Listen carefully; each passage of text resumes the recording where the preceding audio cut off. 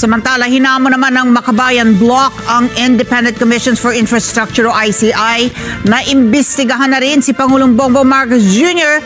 matapos na direktang tukuyin ni dating Congressman Zaldico na sangkot sa korupsyon sa gobyerno. Report ni TJ Mendoza. Lahat ng sangkot dapat managot.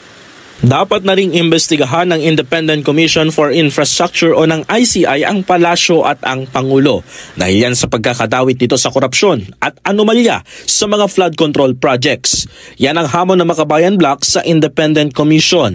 Panawagan natin sa ICI ay kagyat na i-schedule na ang pagharap ni Yusek Bernardo at kailangang kasama sa imbestigahan yung mga latest na revelations. Sa kanilang pagdating sa tanggapan ng ICI kanina, bit-bit ng grupo ang sulat na humihiling sa ICI na imbestigahan na ang palasyo na direktang idinadawit ni resigned ako Bicol Representative Zaldico sa kanyang video serye. Sa kanilang sulat, hiniling din ng grupo na bukod sa Pangulong Bongbong Marcos ay dapat na ring imbestigahan ang nasibak sa pwesto na si dating Executive Secretary Lucas Bersamin at si dating Department of Budget Management Secretary Amena Pangandaman. Pinanghahawakan ng grupo ang naging revelasyon ni Zaldico at ni Senate President Pro Tempore Panfilo Ping Lacson.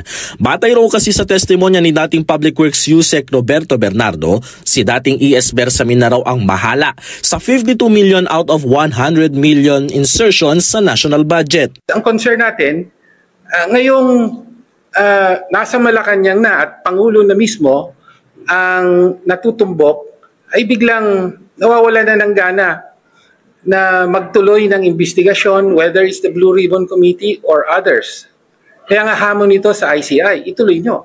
Dahil sabi nga, lahat ng sangkot dapat managot. Dagdag pa ni ACT Teachers Representative Antonio Tino, bagamat maraming hindi naniniwala si video serye ni Zaldico dahil hindi ito sworn statement o hindi napasumpaan, hindi naman raw matatakasan ang pagkakatugma ng mga statements umano ni dating Yusek Bernardo at ni Zaldico patungkol sa 100 billion peso worth of insertion sa national budget. Samantala, humarap sa pagdinig ng komisyon ngayong araw sina Quezon Representative Reynante Arrogancia at Oriental Mindoro Representative Leo de Tariela. Parehong sumalang sa executive session ng dalawa dahil sa mga sensitibong impormasyong maaari nilang mabitiwan sa publiko. TJ Mendoza, para sa mata ng Agila, matatag, matapak, matapat.